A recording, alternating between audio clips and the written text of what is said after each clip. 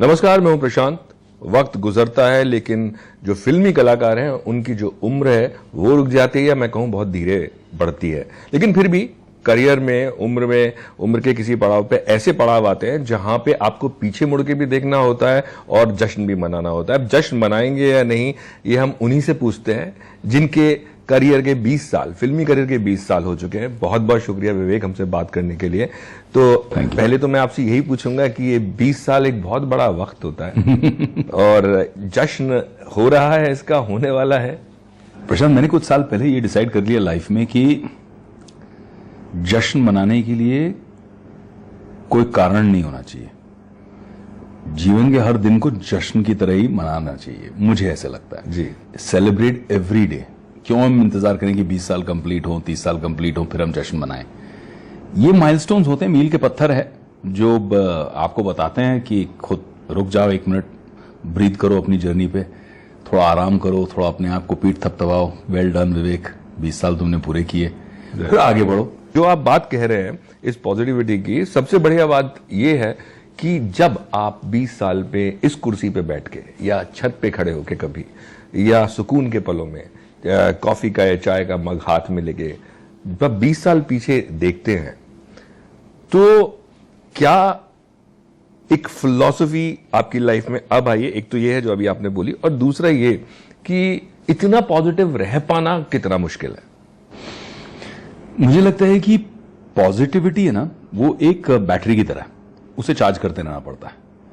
और जीवन में आपको एक एनालिसिस करना पड़ता है कि यार कौन सी चीजें नेगेटिव है जो मेरे चार्ज को नीचे कर देती हैं और कौन सी चीजें पॉजिटिव हैं जो मुझे और चार्ज को बढ़ा देती हैं। बैटरी तो अपनी सीमित है, अब आपके ऊपर है कि उसमें आप नेगेटिव चार्जेस कितने लगवाते हो और पॉजिटिव चार्जेस कितने लगवाते हो, ड्रेन कितना करवाते हो और कितना उसको रिचार्ज कराते हो। एक इंसान की जिंदगी में 3 चीजें आई थिंक इंपॉर्टेंट या पर्पस में बोलता हूं जी, कि फैमिली, काम और जो रिस्पॉन्सिबिलिटीज हैं। 3 चीजें इसलिए बोली कि पर्पस में फैमिली जो है वो आपके साथ है, और फिर बच्चों की रिस्पॉन्सिबिलिटी, वो रिस्पॉन्सिबिलिटी और फैमिली की रिस्पॉन्सिबिलिटी भी होती है, और फिर काम। जी, काम हो गया आपका फिल्म में पर्पस है आपका, या आपका पर्पस इन 20 सालों में बदला है? फिल्में मेरे पैशन है, पर्पस नहीं। Purpose has to be bigger, I feel. मुझे लगता है मुझे मेरे पर्पस से एक इंट्रोडक्शन दिलाया था मेरी मां ने। बहुत साल हो गए उसको। मुझे याद है कि मेरे जीवन में एक बहुत डिफिकल्ट फेज आया था, करियर वाइज एंड पर्सनली, और बहुत ज्यादा पब्लिक हो गया था। 2003 की बात आप कर रहे हैं। तो मैं बहुत अपसेट हो गया था और बहुत सारी चीजें थी, बहुत दबाव था, बहुत सारे पावर्स एट वर्क थे, जो एक नए अपकमिंग उभरते सितारे के लिए बहुत डिफिकल्ट चीज थी। बिल्कुल। तो उस समय मैं विक्टिमहुड में चला गया। वाई मी, मेरे साथ ऐसा क्यों हुआ? तो मेरी मां ने मुझसे 2 चीजें कही। एक, मुझे पूछा कि जब तुम्हें सक्सेस मिला, जब तुम स्टेज पे अवार्ड जीत रहे थे, तब तुमने पूछा वाई मी? मैंने कहा नहीं, बात तो सही है, लॉजिकल बात है। फिर दूसरा, जब उन्होंने मुझे कहा कि मेरे साथ चलो, I want you to see something. अब माँ जो है वो टाटा मेमोरियल हॉस्पिटल से पिछले 30-40 साल से जुड़ी हुई है। तो मैं उनके साथ गया और टाटा मेमोरियल हॉस्पिटल में मुझे पीडियाट्रिक विंग मिलेगी, बच्चों के पास। और जैसे ही मैंने एंटर किया, मेरी लाइफ की 2 सीखें, जो बोलते हैं ना लाइफ को डिफाइन करने वाली 2 सीखें, वो लाइफ को डिफाइन करने वाली 2 सीखें उस दिन मैंने पाई। पहली सीख ये कि मेरी प्रॉब्लम्स कोई प्रॉब्लम ही नहीं है। ये 7-8 साल के बच्चे कीमोथेरेपी से गुजर रहे हैं, बाल गिर रहे हैं, आंखें लाल हो रहे हैं, फैमिलीज उनकी एकदम पेन में है कि यार हमारे बच्चों को हम बचा पाएंगे कि नहीं, सब कुछ दांव पे लगा दिया है। ये पेन है। तो मेरा पेन कोई पेन नहीं, मेरी प्रॉब्लम्स कोई प्रॉब्लम नहीं, ये प्रॉब्लम्स है। पहली चीज मैंने वो सीखी, the gravity of the problems. कभी कभी हम ही प्रॉब्लम्स को अपनी बड़ा कर देते हैं। दूसरी चीज मैंने उस दिन ये सीखी कि ना मेरे कोई अपने साथ चीजें कैरी की कि भाई चॉकलेट ले गए, फूल ले गए, किताबें, गेम्स, कोई चीज नहीं ली। I just had to enter. मैं उस वार्ड में कदम रखा हूं कि 30-35 बच्चे खिल उठे, मुस्कुरा उठे। उस दिन मुझे रियलाइज किया कि ईश्वर ने मुझे बहुत क्या कुछ दिया। पर्पस दिया है। This celebrity cannot be a celebration of only yourself. It is a celebration of what it empowers you to do. It has to be something that you can use to contribute, to give back, to put a smile on the faces of people. लोगों के आप आंसू पोंछो, लोगों को आप प्यार दो।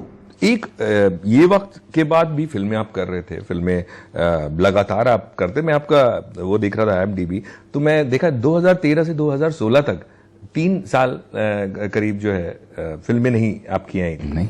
और मैं सोचा, मेरे दिमाग में ये सवाल था कि ये वक्त तो 2003 में था, इसका इम्पैक्ट था ये बाद में या कुछ और वजह थी? नहीं, तो दो चीजें हुई। एक तो ठीक है, जो एक जैसे कहते हैं कि दरबार में जाकर, लॉबी में जाकर सर झुकाना, और वो तो मुझे गवारा कभी था नहीं, मंजूर नहीं था। मैं ह्यूमिलिटी में, इज्जत में, रिस्पेक्ट में खुशी खुशी सर झुका दूं, जो आपने किया भी, लेकिन कभी सर्विलिटी में, कभी गुलामी में सर नहीं झुकाऊंगा, क्योंकि वो गलत है जी। तो मेरे साथ ऐसा हुआ कि जैसे मैंने शूट आउट लोखनवाला की, ब्लॉकबस्टर रही, बहुत अवार्ड्स मिले, क्रिटिकल अक्लेम मिला, कमर्शियल सक्सेस मिली, आज भी लोग माया भाई करके चिल्लाते हैं। लेकिन उसके 1 साल 1.5 साल तक मैं घर पे बैठा था, काम ही नहीं था। तो कंफ्यूज काफी हुआ मैं, और मुझे लगा कि यार क्या हो रहा है, ये क्यों ऐसे हो रहा है मेरे साथ में, कि मैं डिलीवरी दे रहा हूं लेकिन मुझे वो रिस्पॉन्स क्यों नहीं मिल रहा है। तो ये सारी चीजें कंफ्यूज कर देती हैं आदमी को। लेकिन एक धैर्य जब आप में है, आप एक डेवलप करते हो, तो then you think and you say ठीक है, आई विल कीप ट्राइंग। एक पॉइंट था जहां बोल रहे थे 13 to 16, जहां मैंने डिसाइड किया कि डाइवर्सिफाई करेंगे। अगर इस तरह से चलता रहा तो, क्योंकि फाइनेंशियल इंडिपेंडेंस बहुत जरूरी है जी। मैंने 15 साल की उम्र से पिताजी से 1 रुपया नहीं लिया, तो मेरे लिए वो बहुत जरूरी था कि I never become dependent on anybody to manage my family, my responsibilities. तो तब मैंने ब्रांच आउट किया इनटू बिजनेस, और स्टार्टअप यूनिवर्सिटी अपनी खड़ी कर दी, अपनी सेंटर ऑफ एक्सीलेंस बना दी एजुकेशन में। जो मुझे कन्विक्शन था जिन चीजों में, मैंने जाके वो चीजें नहीं की जिसमें सिर्फ पैसा है, मैंने वो चीजें की जहां पे कहीं सोशल इंपैक्ट है, पॉजिटिव कोई इंपैक्ट हो, जो मुझे पसंद है, जिसके बारे में मैं पैशनेट हूं। स्टार्टअप्स के अंदर बहुत काम किया, और आज उसका फल मिल रहा है। बहुत सारी कंपनियां जिनके बीज मैंने तब बोए या इकोसिस्टम्स मैंने तब बनाए, वो आज सूनिकॉर्न के ऊपर है, मतलब जल्द ही यूनिकॉर्न बन जाएंगे। राइट। तो ये तरह की जो एक ग्रोथ रही है और एक एक्सपीरियंस रहा, उसके लिए मैंने अपने आप को समय दिया, एक transformation. And then I came back with strength and I said कि ठीक है, अब आराम से हम पैशन के लिए काम करेंगे, जो मैं अब कर रहा हूं। राइट। यहां पे 2 चीजें मैं पूछना चाहूंगा। एक तो ये कि जब आप स्टार या सुपरस्टार से मतलब हीरो, सुपरस्टार्स, आप उनके बच्चे नहीं होते हैं, और आप फॉर एग्जाम्पल अजय देवगन के फादर थे, या और ऐसे लोग हैं जिनके बच्चे जो बाद में आगे स्टार बने, कितना मुश्किल होता है हीरो बनना, पहली चीज। और दूसरा, जब ऐसा वक्त आता है जो आपके साथ आया, और या ऐसा वक्त आता है जब आपके जो फिल्में हैं वो कामयाब नहीं हो रही होती हैं, कितना मुश्किल होता है वापस से खड़ा होना, और जो लोग हैं वो कितना साथ देते हैं इंडस्ट्री के, जो एक टाइम पे आपके साथ खड़े होते हैं जब आपका सितारा बुलंद होता है। पिताजी की जहां तक बात है, आई थिंक मेरे लिए एक अलग सा रिश्ता रहा, क्योंकि मेरे आदर्श रहे, मेरे मित्र रहे, मेरे गाइड रहे, लेकिन एक रिस्पेक्ट वाली रिलेशनशिप बहुत जल्दी हम दोनों में एस्टैब्लिश हो गई। वे we respected each other, father also respected son. मुझे याद है कि जब मैं यूएस से पढ़कर मास्टर्स करके आया था, तब तक मैंने बहुत कुछ कर लिया था। मैंने प्रोफेशनल थिएटर भी कर दिया था, 3 टाइम नेशनल अवार्ड्स जीत चुका था, गोल्ड मेडलिस्ट था मैं नेशनल यूथ फेस्टिवल का, परफॉर्मिंग आर्ट्स में बहुत सारी चीजें कर चुका था। जो वहां पे न्यूयॉर्क में जो डायरेक्टर थे वो आपको लेके गए थे थिएटर का पूरा? बिल्कुल। तो ये सारी चीजें, स्कॉलरशिप से लेके सारी चीजें अचीव कर चुका था। और जब वापस आया तो पिताजी ने कहा कि भाई तुम आ गए हो, अब्बास मुस्तान जी से बात हो गई है, हम लॉन्च करेंगे, और बेटे के लिए कहानी लिखी जा रही है। वो बात मुझे गवारा नहीं थी। मुझे कहीं ना कहीं स्लीपलेस नाइट्स आने लग गए, क्योंकि दो चीजें थी। एक, पिताजी अपनी जीवन पूंजी लगा रहे हैं जो मैं नहीं चाहता था। दूसरी बात यह कि मैं अपने मेरिट पे आना चाहता था। मुझे लगा कि यार अब तक तो मैंने जो मेहनत की है वो अपने मेरिट पे की है, लाइफ में अपने मेरिट से अचीव किया। तो तब मैंने पिताजी के साथ वो सुबह मॉर्निंग वाला पेरीपेना वाला कॉन्वर्जेशन, सुबह आया, पेरीपेना किया, बैठे चाय पी रहे थे। मैंने कहा ये पिक्चर आप मत बनाओ। क्यों? मतलब क्या मतलब मैं स्ट्रगल करूंगा। क्या बात कर रहे हो, मैं यहां तक पहुंचा हूं ताकि तुम्हें स्ट्रगल नहीं करना पड़े। मैंने कहा नहीं, आई थिंक हर एक की राइट ऑफ पैसेज है वो। तपूंगा तब सोना बनूंगा। और डर तो था उनकी आंखों में, लेकिन गर्व भी था कि बच्चे ने बहुत अच्छी बात कही, ब्लेसिंग दी, उन्होंने आशीर्वाद दिया। और आशीर्वाद के 1, 2, 3 महीने बाद मुझे भी सेल्फ डाउट बीच बीच में काटता था कि भाई 3 महीने हो गए कुछ नहीं हो रहा, 4 महीने हो गए कुछ नहीं हो रहा, 15 महीने हो गए, और स्ट्रगल जबरदस्त रही। आसान नहीं है। मुझे मेरे आप रामू के ऑफिस में जाया करते थे अपने दाढ़ी बाड़ी बढ़ा के, कुछ लुक बना के, क्योंकि वो तो बहुत बाद में, वो कन्विंस नहीं थे कि आप कर सकते हो। प्रशांत जी वो तो बहुत बाद में, शुरू में तो मैं जहां जहां जाया करता था लोगों की ऑफिसेज में, तो पहले तो आज की तरह नहीं है कि भाई समय दे दिया और सामने मिल गए। 8-8 घंटे 10-10 घंटे आप बाहर खड़े रहते थे, फोलियो लेके हाथ में, VHS का टेप और एक CD लेके हाथ में कि आपके पास जो हो मैं आपके ऑफिस में लगा के आपको दिखा दूं कि मुझे एक्टिंग आती है। राइट। और बिना देखे लोग कह देते थे आपके आप एक्टर नहीं बन सकते। तो वो दौर, वो बहुत पर्सनल रिजेक्शन होता था। मस्ती, ग्रैंड मस्ती। और ये फिल्म थोड़ा सा आदमी घबराता है वो फिल्में करने में, क्योंकि उस वक्त के हिसाब से वो फिल्म काफी आगे थी।